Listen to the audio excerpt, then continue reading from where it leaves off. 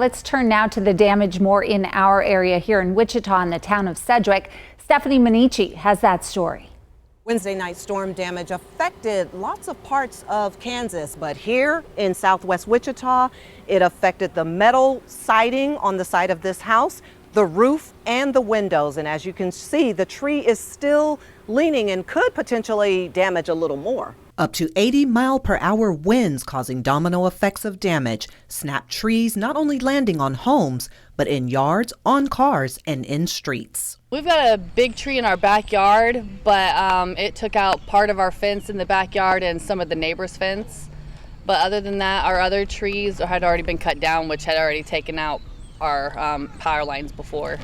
Our chief meteorologist, Jay Prater, says Wednesday night the atmosphere was favorable for creating damaging downburst winds. He says it doesn't take a really large storm to create that.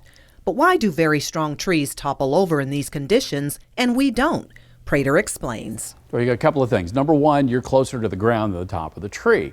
As you get away from the surface of the earth, you lose friction. Friction slows the wind down, so the wind speeds are greater as you get higher. The alarm clock waking many for first day of school was replaced by thunder, lightning, and movement of trees at around 11 p.m. I was awake, my old man was awake, she was asleep, my other two were asleep, but they got woke up in the middle of the storm happening and then all the thunder and chaos. They were like, oh, nope, we're awake. Sedgwick County resident Amy Brown says she even lost power after a transformer blew.